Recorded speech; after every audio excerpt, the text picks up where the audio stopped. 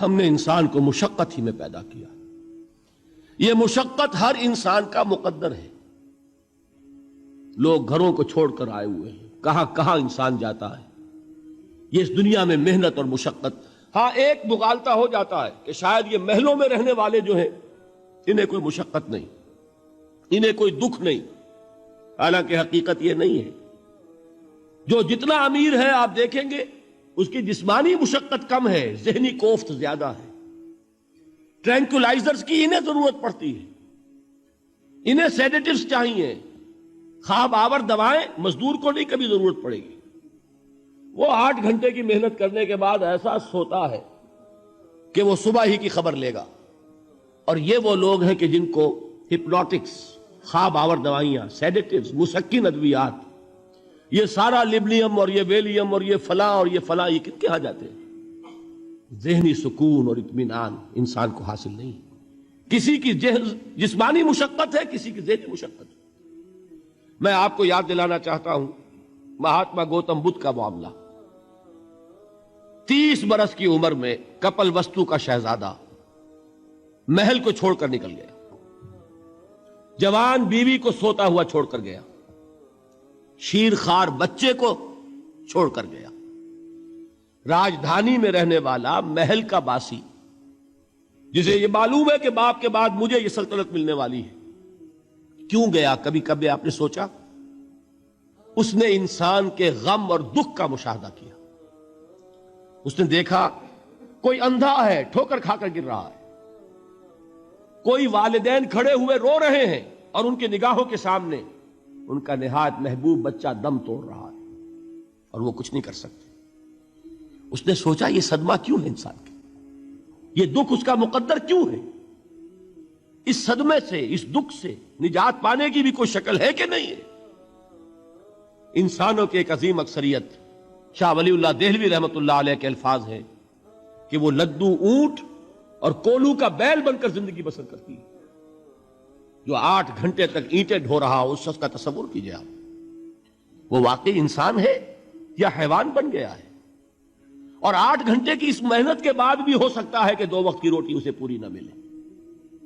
اور یہ تو ہو سکتا ہے، نہیں ہوتا ہے، کہ اگر بچہ بیمار پڑ گیا ہے تو شاید کوئی برتن بیچے بغیر اس کی دوا کا سامان نہ کر سکے. ایسا شخص کتنے بوجھوں تلا دبا ہوا ہے، کتنی مشقت کے اندر پسا ہوا ہے. لدو اونٹ اور کولو کا بیل انسانوں کی عظیم اکثریت کی سطح پر زندگی بسر کرتے ہیں. لیکن آپ کو معلوم ہے کہ کولو کے بیل کے لیے مشقت ہی مشقت ہے، اس کے احساسات یہ نہیں ہیں جو کہ ان سے انسان کو جو صدمہ پہنچتا ہے. ایک بیل کو اس سے کوئی غرض نہیں کہ اس کا کوئی بچہ بھی تھا کہ نہیں تھا، اس کو کوئی بخار ہوا ہے یا کیا ہوا ہے. اس صدمے سے وہ بیل بچا ہوا ہے. گھوڑے کو کوئی پتہ نہیں کہ میرا بھی کوئی اولاد میری ہے یا نہیں ہے اور مجھے اس کا کوئی صدمہ ہے یا دکھ ہے، کوئی پتہ نہیں.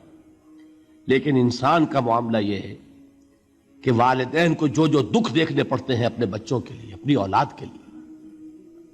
رات کی نیند ہے حرام ہے اس لیے کہ بچہ بخار میں تپ رہا ہے یا درد سے تڑپ رہا ہے، لہذا نہ ماں سو سکتی ہے نہ باپ سو سکتا ہے.